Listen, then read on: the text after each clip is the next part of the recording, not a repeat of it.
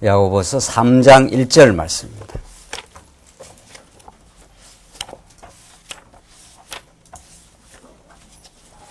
네, 우리 하나님 말씀 신약성경 야고보서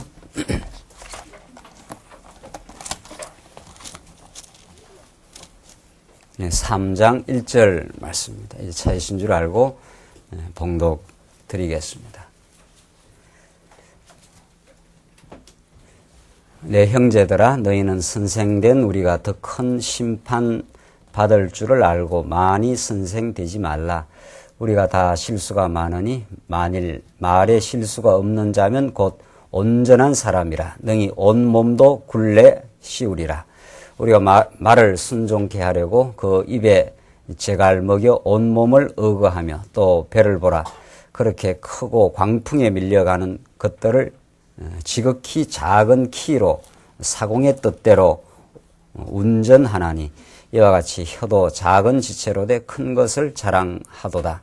보라, 어떻게 작은 불이 어떻게 많은 나무를 태우는가. 혀는 곧 불이요 불의의 세계라. 혀는 우리 지체 중에서 온몸을 더럽히고 생의 바퀴를 불사르나니 그 사르는 것이 지옥불에서 나느니라. 우선 6절까지 봉독 드렸습니다.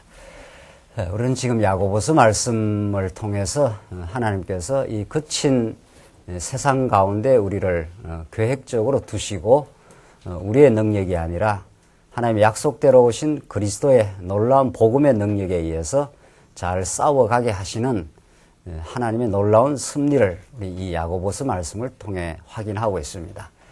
성경 어디라도 다 소중한 복음의 말씀이고 여러분과 제가 하나라도 빼놓지 않고 먹어야 될 참 우리 생명의 진리입니다만은 로마서라든가 이제 에베소서라든가 이런 건 체계적인 그 복음 진리를 복음 그 자체의 진리를 전가한다면은 이 야고보서 말씀은 이미 그런 말씀들을 전제하고 또 그런 말씀을 깨닫고 이론적 진리 체계를 이미 그 깨달은 성도들이 세상 가운데 살아가면서 부딪히는 구체적인 현실, 부딪히는 여러 가지의 그 갈등 사례들, 부딪히는 자기의 그 어느 생활들, 이런 것들을 구체적인 그 사례를 통해서 야고보서는 우리에게 이 세속주의를 이겨가는, 세상에 우리를 두셨지만 우리는 근본적으로 세상에 속한 자가 아닌 하늘의 시민권을 가진 자로서 살아가도록, 하늘의 시민권을 가진 특권을 누리는 성도로 살아가도록 그렇게 이 야고보서가 우리에게 복음을 전달해 주고 있습니다. 그래서 이 야고보서는 굉장히 그 실감나고 또 우리가 실제 생활에서 부딪히는 문제들을 잘 지적하면서 복음을 전가하기 때문에 너무도 우리가 곡절하게 다가옵니다. 우리가 복음에 충분한 양육과 무장이 되지 않으면 이런 투쟁에서 패배하는구나. 복음에 잘 양육되고 무장되면, 지금 우리 신약 성경 전체를 지금 이미 우리는 흐름을 전제하고 그 구조를 전제하고 야고보서를 보지 않습니까? 이거는 우리 성경 신학이 이 땅 위에 태동되고 약 30년 세월을 오면서 강론 시간마다 강조하는 그런 아주 중요한 그 진리 접근 태도입니다. 야고보서 한 절 혹은 오늘 몇 귀절 읽고 여기서 콩이냐 팥이냐 아무리 해도 이게 생명의 말씀이 되질 않습니다.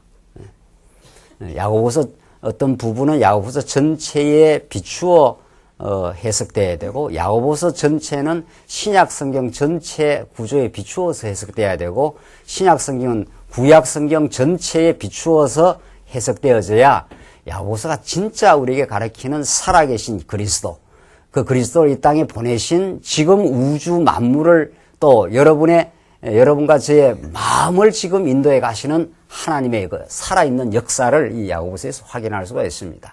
오늘 특별히 이 3장 1절로 우리가 밝혀나가는 이 은혜에 대한 말씀들, 이런 것들을 그런 원리에 비추어서 해석하는 게 굉장히 중요합니다. 그렇지 않으면 오히려 이 3장 이런 내용 가지고 우리가 좌절감을 가질 수 있습니다. 우리처럼 그 말에 실수가 많은 사람이 어디 있습니까? 그런데 오늘 이 3장 내용은 말이라는 것이 얼마나 불의의 세계요, 또 말이라는 것이 얼마나 그 혀라는 것은 말을 하게 되는 혀, 그 그 물리적인 혀라는 것이 길들일 사람이 없고 이게 완전히 죽이는 독이 가득하다 뭐 이런 식으로 이렇게 나온단 말이죠. 그러니까 뭐 우리가 살다 보면 말도 실수할 때가 있고 말로 옆에 사람을 상처 줄 때가 많은데 그럼 뭐 이렇게 하지 말라는 이야기인가?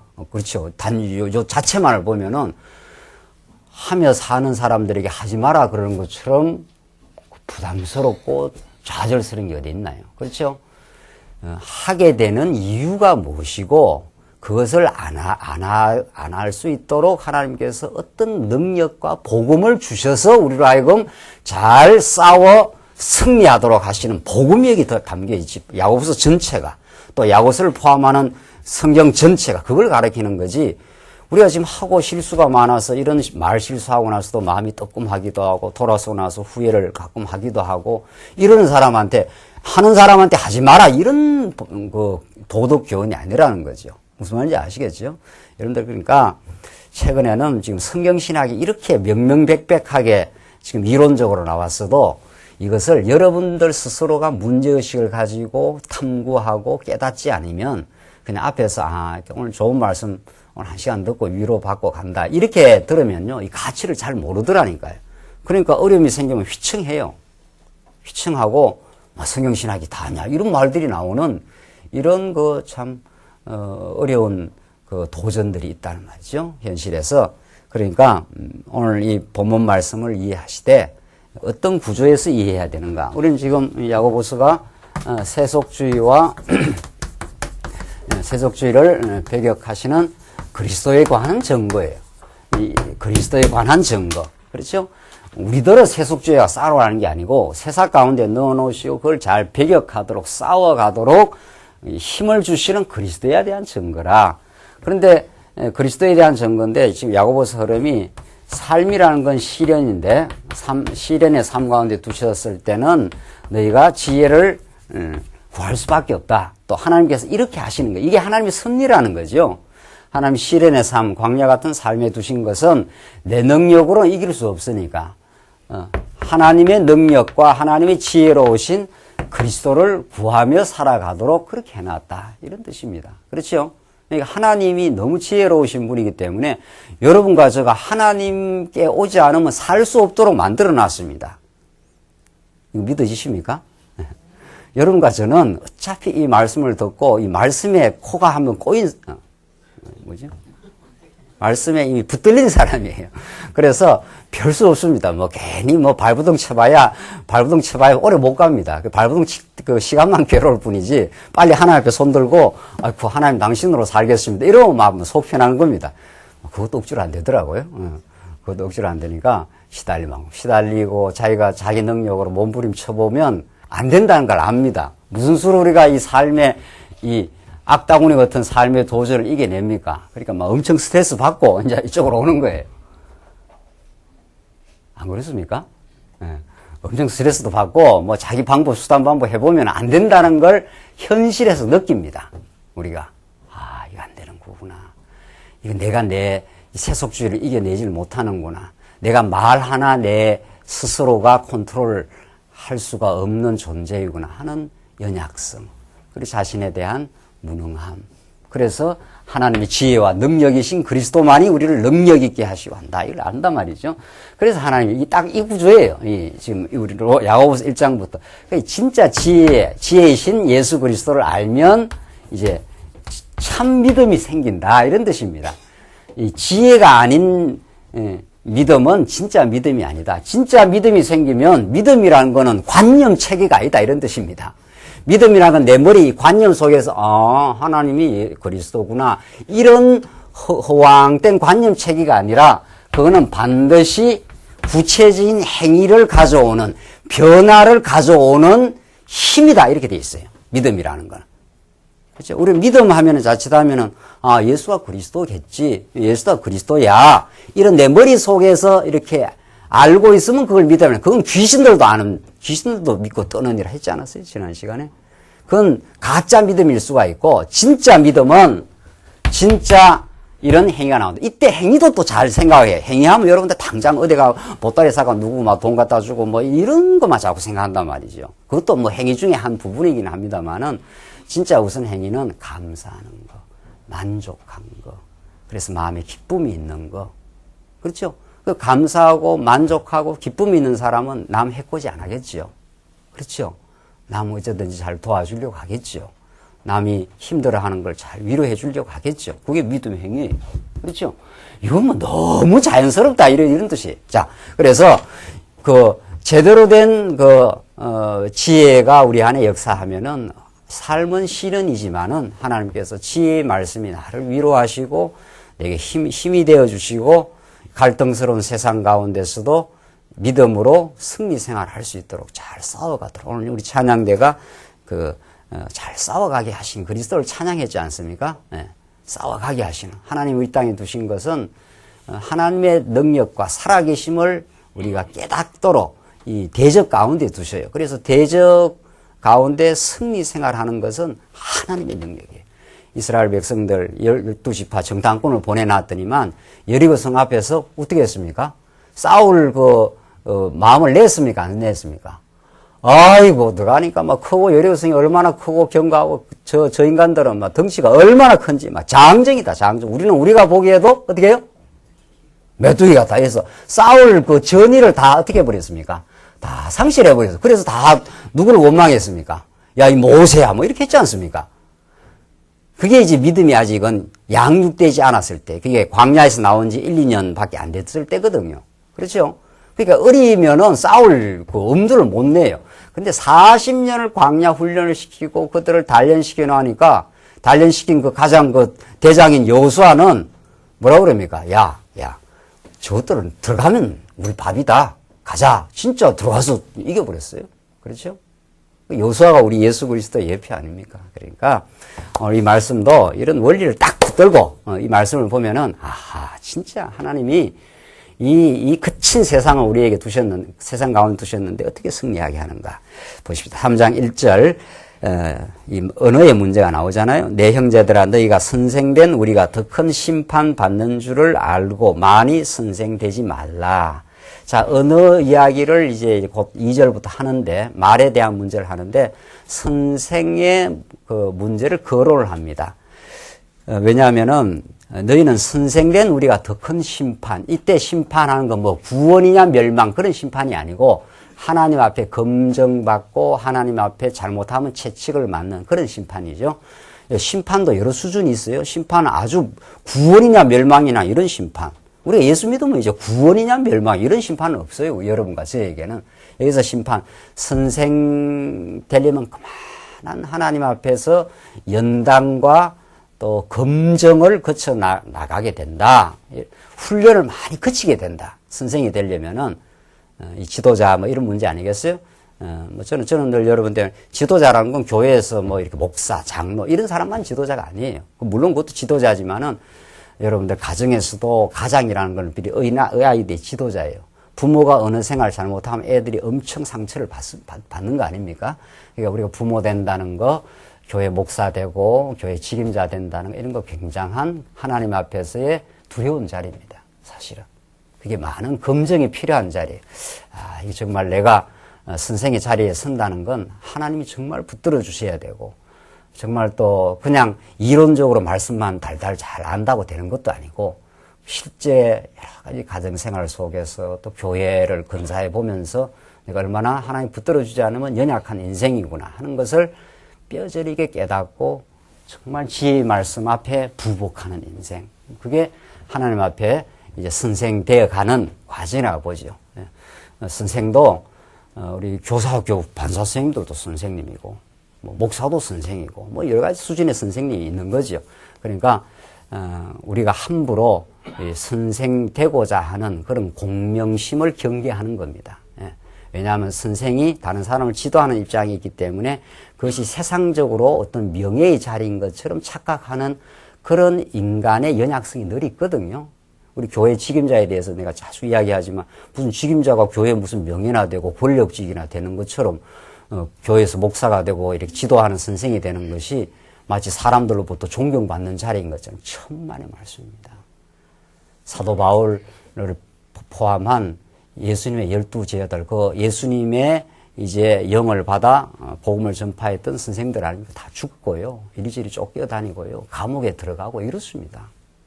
그러니까 교회에서 선생이 된다, 직임자가 된다 하는 건 고난의 길을 간다. 이렇게 각오를 하셔야 돼요. 그런데 이 세상이 어떻게 된 건지, 이 교회 무슨 직임자 되는 게 큰 교회에서 영광이고 무슨 명예고 가문의 영광인 줄 알아요. 그거 안 되면 뭐 죽으려고 그러고 말이죠. 이게 도대체 어떻게 되는 길인지 모르죠. 그게 교회 세속화의 길이고 초대교회 때는 그런 게 없습니다. 이게 교회 사람 수가 모여들고요.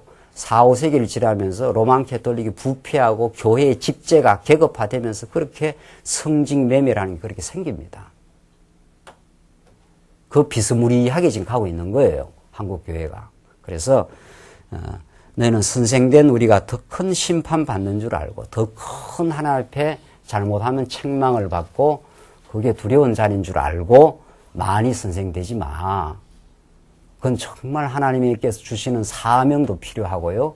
은사도 필요하고 하나님께서 그 길을 가지 않으면 안 돼도 인간적으로는 가고 싶지 않는 길이지만 하나님께서 은혜의 감격과 용기를 주셔서 가게 하는 길이다. 그거 죽는 길이야. 자칫하면은 그 엄청난 고난의 짐을 지고 가야 되는 길이야. 형벽의 길일 수가 있어. 뭐 이런 거예요, 전부. 그런 길인 줄을 성경이 정확하게 가르쳐 주는데 그거 아무나 가려야 하겠어요? 그러니까 왜 사람들이 그런 걸 바라느냐 하면은 그런 복음적인 가르침을 못 받고 그냥 세속주의가 교회에 만연하면은요. 아하, 이 교회에서 이 앞에 선생 노릇하면 좋은 거구나. 이런 세속주의가 들어와서 그런 거지 성경대로 하면 인간적으로 별로 가고 싶지 않는 길이다. 이렇게 되어 있습니다. 교회 직임자도 그렇고 교회 선생 자리도 그렇고 그렇습니다. 하나님 앞에서 얼마나 많이 연단을 받아야 되고 정말 자기의 옛자를 십자가에 못 박고 정말 삶 속에서 얼마나 많은 자기 부정을 경험해 본 사람. 그래서 그리스도만이 내 삶의 긍정이요. 그리스도만이 내 삶의 가치라는 그런 신실한 하나님께 주시는 믿음 안에서만 가능한 길이에요. 그래서 지금 어느 생활을 거론하면서 선생의 그 태도를 한번 점검을 해주고 지나가는 겁니다. 이때도 야고보서 이 당시 이 편지를 받는 사람들도 선생 노릇하려고 하는 섣부른 선생 노릇하려고 하는 사람들이 등장했다는 거죠. 그렇죠? 그러니까 그렇게 하지 마. 하나님께서 정말 복음을 깨닫고 복음의 감격과 기쁨을 안고 그래서 어떤 고난도 기쁨으로 받아들이는 그런 믿음의 삶으로 하나님께서 키워가는 사람으로 하여금 하나님이 세우시고 하나님이 그런 선생들을 통해서 교회를 온전하게 세워가도록 하신다. 그러니까 그게 하나님이 하시는 일이기 때문에 섣부른 공명심, 자기 어떤 인간적 명예심 이런 것들이 작동되어서 신학교도 많이 간다는 거 아닙니까 요즘에. 그러다가 한국교회가 성장이 정체가 되니까 지금은 조금 달라진 것 같아요. 아, 괜찮은 직장이구나. 이렇게 된다는 거 아니에요.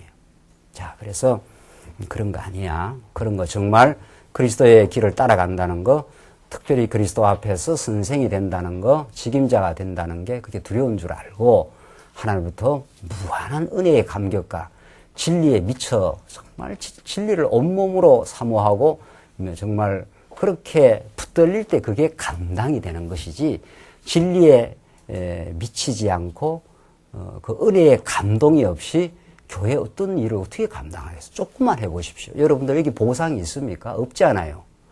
하나님으로부터의 충만한 기쁨과 보상을 받고 하는 일입니다. 그러니까 교회 일 하고 나서 왜 이렇게 안 해주나 이런 말이 우리는 성립이 안 된다는 거 아니에요. 자기가 복음을 깨닫고 하는 일인데 자기 좋아서 자기 기쁨으로 하는 일인데 해놓고 왜 안 알아주나 이런 말이 성립 안 돼요. 그러니까 그만큼 무장이 필요한 거죠.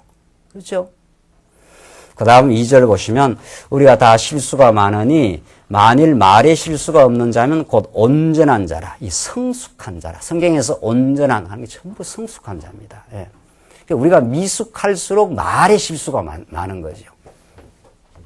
자, 지금 이 믿음의 행위를 지금 말하는데 믿음의 행위 가운데 그 중에 하나가 언어 생활이에요. 믿음의 행위 가운데 하나 이 말 아닙니까?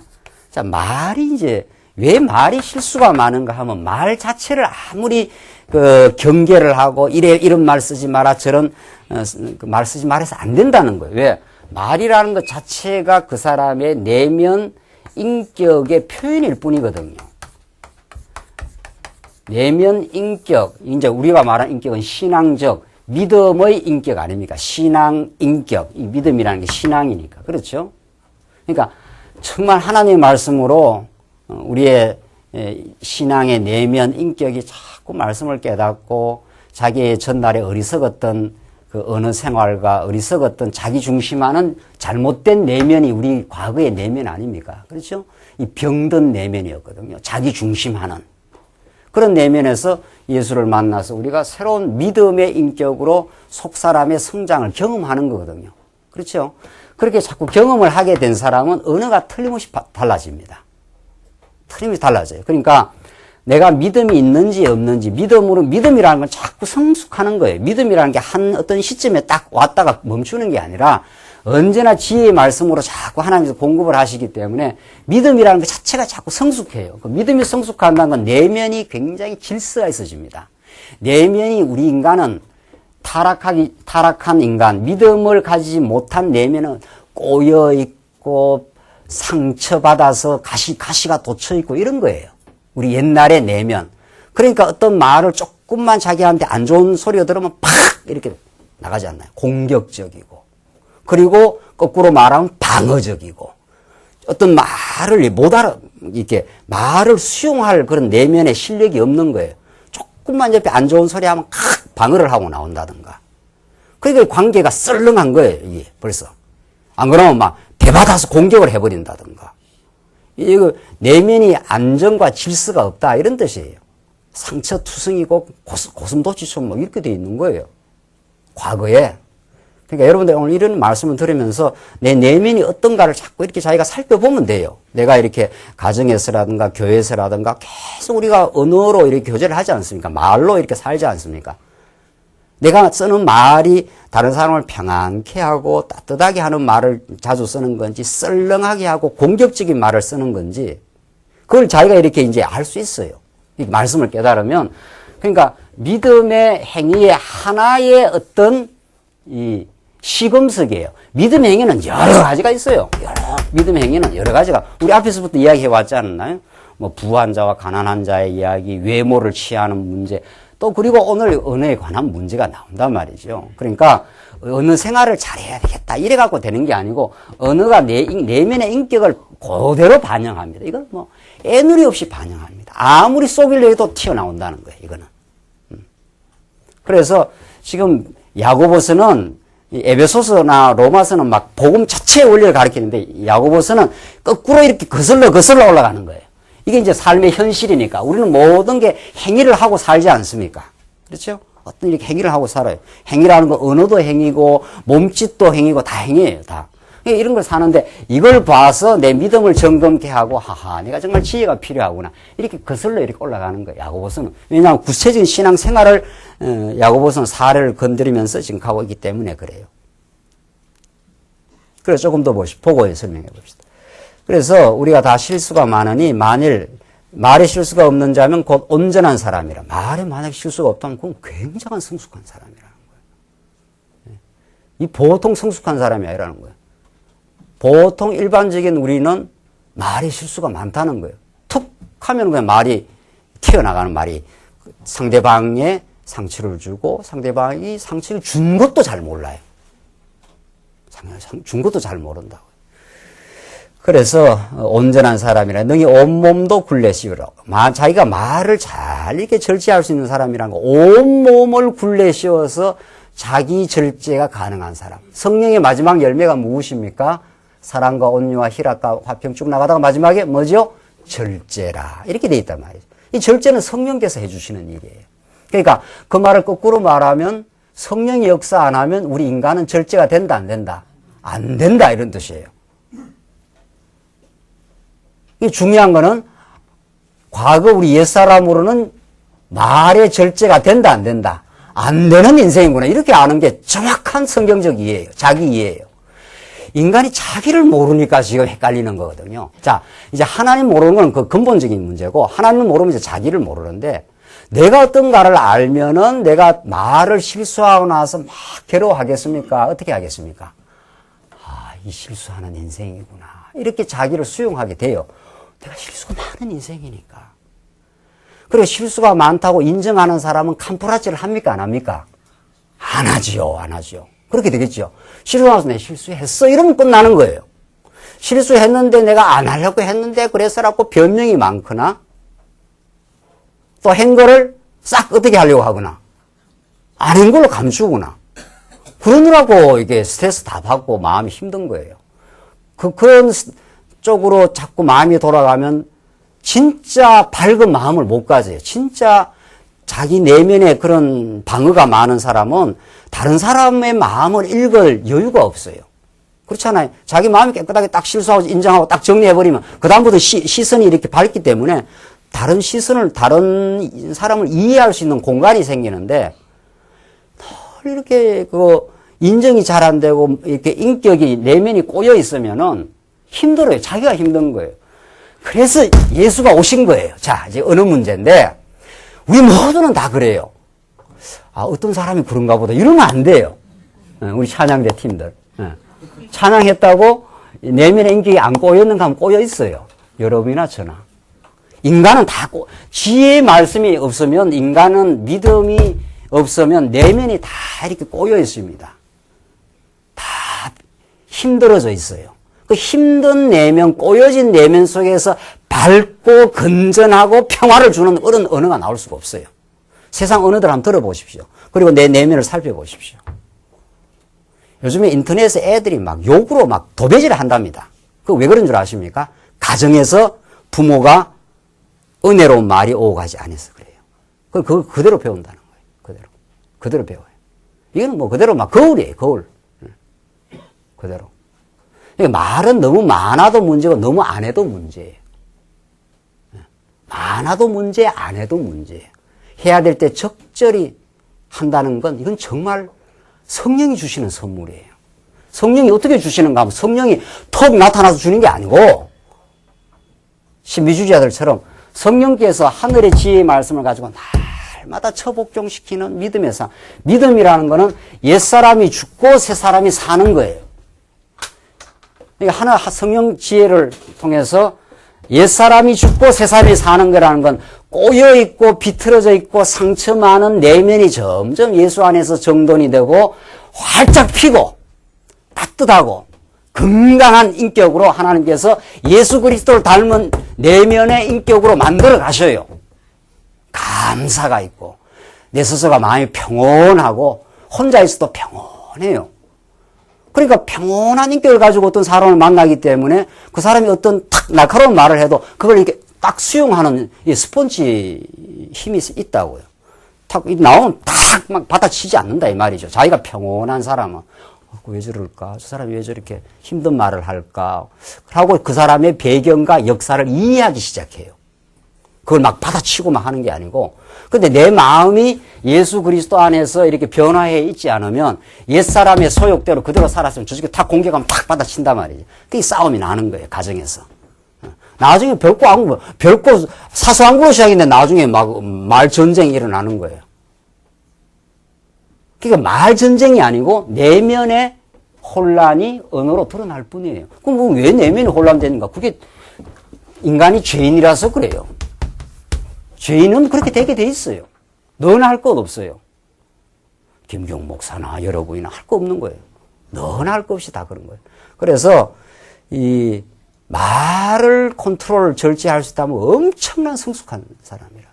그래서 여러분들 이제 우리 시집가고 장가간 우리 새색시들, 새신랑들 이렇게 살다 보면 다 이렇게 언쟁을 하게 돼 있어요. 살다 보면은 별거 안 가지고. 그것이 이상하다 그러면 안 된다 이 말이죠. 성경대로. 아, 이걸 내가 미숙하구나 한 걸 이제 인정해 나가면 돼요. 누가 처음부터 우리 성숙한 결혼 생활, 성숙한 품위 있고 성숙한 언어 생활은 그렇게 쉬운 게 아니에요. 이게 평생 작업이에요. 오늘 간단하게 이렇게 말하지만 이게 평생 해가는 작업들이에요. 평생 옛사람이 죽고 평생 자라요.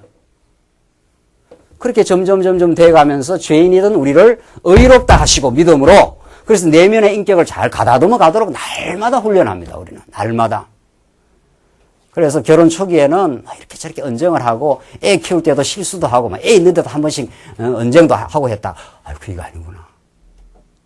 이러면 애가 크게 마음이 상처가 되는데 이렇게 해서 자꾸 사랑하는 마음으로 이제 서로를 존중하는 마음으로 또 아이를 사랑하기 때문에 부모가 좀 절제하게 되고 그래서 세월이 가고 애 보는 앞에서 따뜻하게 이제 서로 존중하는 말을 쓰면서 그래서 50, 60 되면은 이제 노숙해져서 그렇게 되는 거예요, 이게 간단한 이야기 아니에요.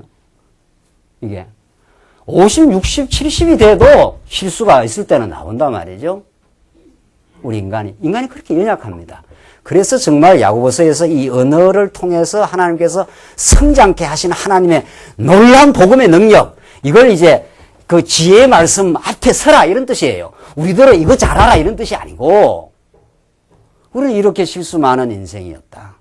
우리가 죄인이었다. 그래서 우리 내면이 많이 이렇게 뒤엉켜 있었다. 과거에.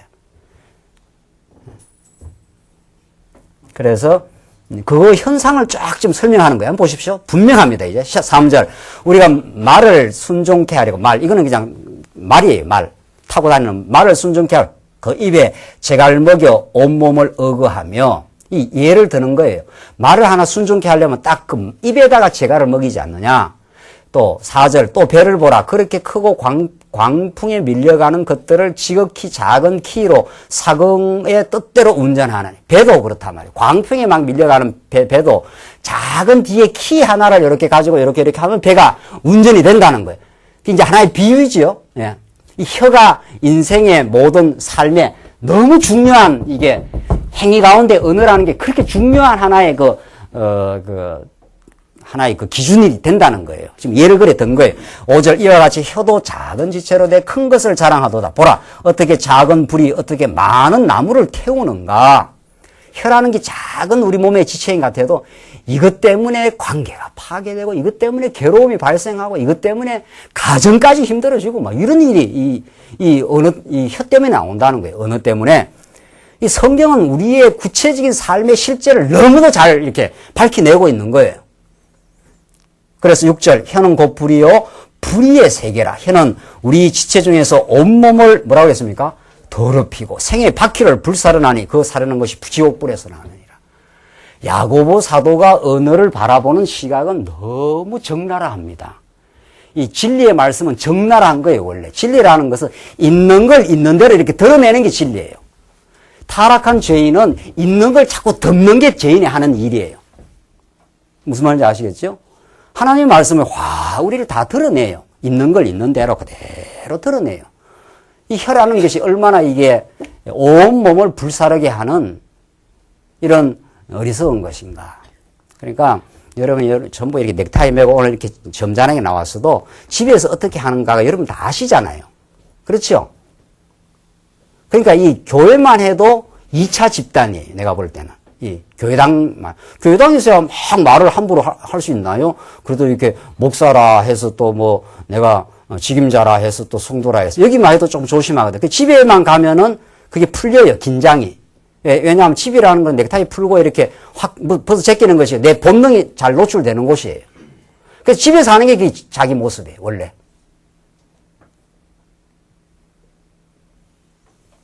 그래서 성경이라는 거는 우리 있는 모습을 그대로 적나라하게 드러내요. 드러내면 죄인임이 드러나기 때문에 누구에게 갈 수밖에 없다. 이렇게 돼 있어요. 지혜 대신 예수. 그 지혜 대신 예수께로 가라는 뜻이에요. 하나님이 우리를 죄악 가운데 가두어 놓으신 건 우리를 괴롭히려고 그런 게 아니에요. 하나님은 우리 하나님 자녀인데 우리를 괴롭히겠어요? 뭐 의도적으로 괴롭히는 거겠느냐 이 말이지요. 하나님의 뜻 가운데 우리 힘으로는 안 됩니다. 하나님의 지혜와 능력이신 그리스도 안에 내가 승리를 맛보게 하려는 하나님의 놀랍고 깊은 뜻 가운데 하신 거예요. 그 중에 하나가 이 언어 생활이란 말이죠. 죄인이니까 내면들이 다 혼란돼 있잖아요. 하나님 중심적이지 않잖아요. 자기 중심이니까 다른 사람을 이해를 잘 못하는 거예요. 우리가 하나님 중심이 되면 다른 사람을 잘 이해하기 때문에 다른 사람과 언어 생활을 잘 하게 될 거예요. 틀림없이. 다른 사람 중심이라는 건 그 사람을 자꾸 이해하고 배려하려고 하는 마음이 있기 때문에 그 사람과 그 언쟁이라든가 언어 생활이 그렇게 살가롭게 되지 않겠지요. 근데 인간이 자기 중심이니까 당신이 뇌를 맞춰주라 이 말이거든요. 근데 뇌를 안 맞춰주면 화가 나는 거예요. 화가 나니까 화난 언어가 나오는 거 아니에요. 언어의 폭력성이라는 건 이루 말할 수가 없습니다. 안 그러나요? 여러분들 너무 이렇게 점잖게 앉아있으면 제가 그 강의를 하기 힘들다는 건 늘 제가 강조하잖아요. 나도 그렇다는 표정을 약간 지어주셔요. 저만 늘 그렇다는 쪽으로 저만 까발리지 말고, 나도 그래. 이러면 그렇게 표정을 지어줘야 제가 강의하기가 편안해. 대상에 따라서 강의하기가 좋은 집단이 있고 강의하기가 어려운 집단이 있는 거예요. 강의하기가 어려운 집단은 안 그런 척 딱 이렇게 표정을 딱 지으면 강의하기가 제가 어려워요. 안 그런 사람한테 제가 이야기를 해가야 되니까. 동질 집단에게 강의하기가 좋은 거예요. 아시겠습니까? 장로님이 얘가 그랬으니까 틀림없는 거예요, 이거는 뭐. 장로님도 집에 가서는 말 너무 안 하는 것도 문제거든요. 말이 너무 실수가 많은 것도 문제고, 적절히 표현할 때 내가 참 수고했어.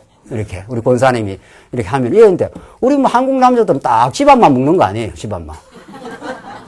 이러면 옆에서 수고한 사람 뭐 영 짜증 나는 거예요. 적절히 표현해주고, 적절하게 격려해주고, 아첨 떨지 말고, 칭찬과 아첨은 다른 거예요. 아첨은 안 했는데 막 잘했다 그러는 거고, 칭찬은 한 걸 가지고 잘했다 그러는 거예요. 말이 이게 보통 문제가 아니에요, 이게. 말을 우리가 적절하게 은혜롭게 한다는 건 제가 경험을 해보니까 불가능해요. 인간의 능력으로는. 성령께서 지혜를 통해서 우리를 바꾸어내가는 과정에서 되더라고요, 이게. 안 그렇습니까, 이게? 적절하게 해야 될 때는 안 하고, 안 해야 될 때 꼭 한다고. 또 안 해야 될 때, 꼭 뒤통수 치는 소리나 하고 말이지. 꼭 뭐 다 불쌍하면 일이 다 벌어졌는데 뒤에 가서 한마디 제끼는 소리를 해, 또. 어머. 남 성질나게 말이지. 그게 다 이 내면의 문제예요, 내면의 문제. 내면의 문제는 지혜의 문제로 거슬러 올라가요. 딱 그렇게 갑니다. 여러분도 오늘 이 말씀 듣고요. 진짜 자꾸 이제 성찰을 필요로 합니다.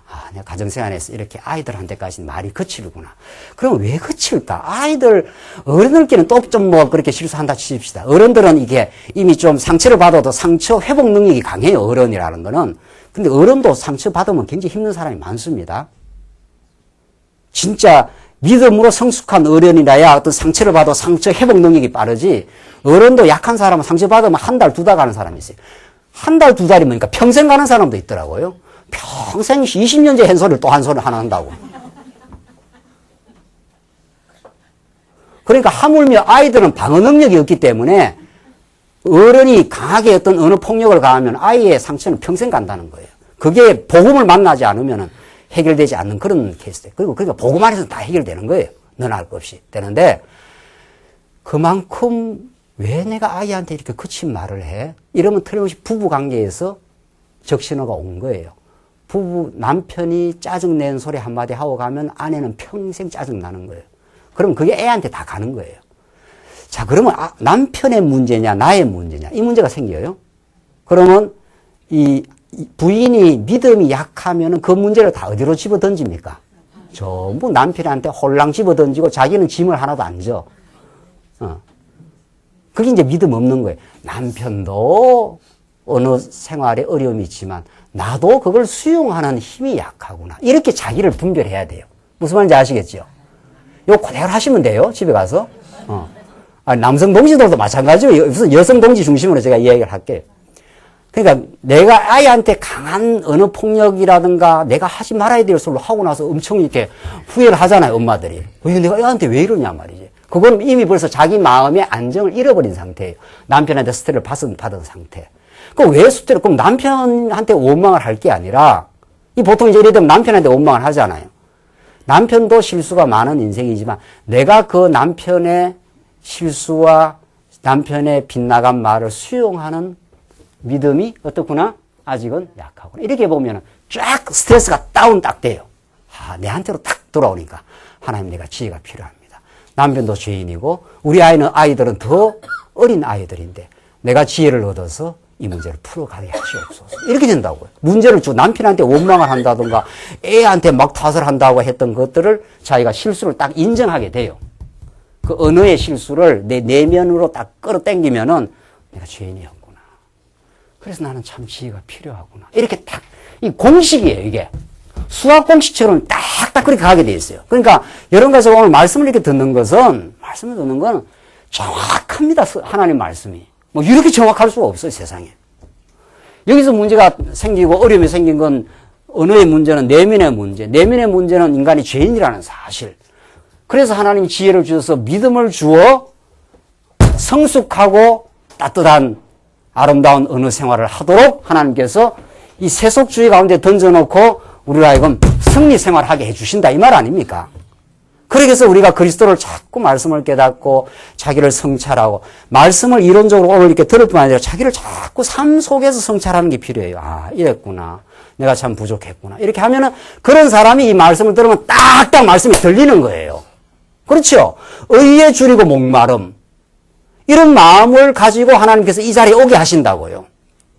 애통하는 마음. 내가 애한테 왜 그랬을까, 정말. 그게 마음이 괴로운 거 아니에요. 내가 사랑하는 남편한테, 사랑하는 아내한테 왜 그랬을까? 그 사람에게도 실수와 문제가 있지만 내가 아직은 하나님 앞에 안 됐구나. 이렇게 해서 자꾸 애통하는 마음을 가지고 이 말씀을 들으면 큰 위로를 받아요. 여러분이. 틀림없습니다. 지난 일주일 동안도 틀림없이 그런 일이 있는 거예요. 우리는. 있었다는 표정을 좀 이제 하시면 좋은 거예요. 틀림없이 있는 거예요. 뭐, 말할 것도 없는 거예요. 뭐, 김 목사가 뭐, 들여다봤나, 들여다본 거나 마찬가지예요. 성령님 말씀으로 여러분을 다 이렇게 감찰하시기 때문에 저는 말씀을 전구하는 사람 아니에요. 보나 마나요. 그러니까 여기 와서 이렇게 근엄한 표정을 지고 아무 필요 없다니까요. 하나님 앞에서 그랬습니다 하면 끝나는 거예요. 아, 이 자유 아닙니까? 이게 복음 아닙니까? 이 복음이 우리를 있는 그대로 인정하게 되고 기 말씀으로 전진하게 만들어 가시는 하나님. 아, 그랬구나. 내가 이 언어라는 것이 내 신앙을 체킹하는 믿음의 행위의 중요한 단서구나.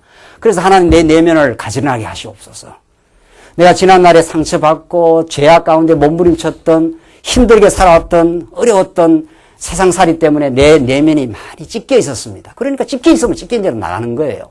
그것이 하나님의 말씀으로 잘 감싸지고 위로받고 새 힘을 얻어서 충만해서 무장이 되면은 어지간한 데에서는 흔들리지 않고 그 말이 평온하게 나가고 성도를 만나면 우선 만나자마자 밝은 얼굴로 격려하게 되고 그런 거예요. 선생님 잘 오셨습니다. 오늘 교회.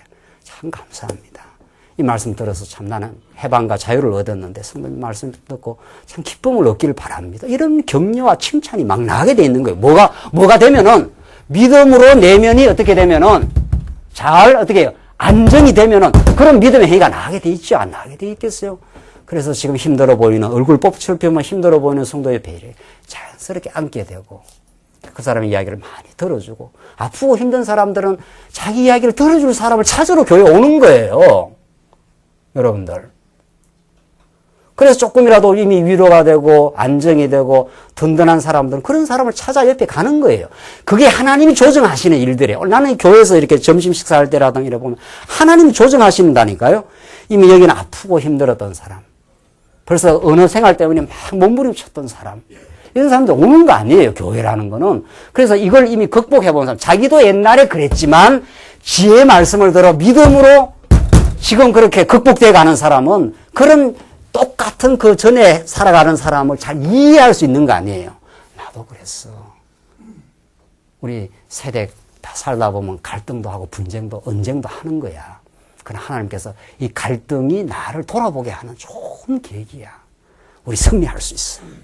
우리가 자녀한테 좋은 은혜로운 말을 하려면 말씀 잘 들으면 돼. 말씀 듣고 새 힘을 얻으면 되는 거야. 누구나 실수가 많은 거야. 이게 오늘 하나님의 말씀 아니에요. 말에 실수가 없는 사람이 세상에 있느냐? 그렇죠? 우리는 실수를 서로 인정하고 이제 우리는 실수를 통해서 배울 수 있다. 우리는 실수를 통해서 예수 그리스도로 갈 수 있다. 그래서 이 세상 가운데서 승리의 길로 하나님께서 우리를 인도해 가신다. 이러면 실수하고 썰렁했던 부부관계도 썰렁했던 교회 성도들의 관계도 자기가 먼저 인정해 가는 사람은 자기가 먼저 인정하는 사람이 승리자예요. 그렇죠? 그 사람이 문제를 풀어가는 거예요. 그게 남자가 되든 여자가 되든 상관없어요. 그게. 정말 복음이에요. 이게 복음이에요. 이게 여러분과 저에게 정말 다가오는 복음이란 말이죠. 좀 쉬었다 하시죠.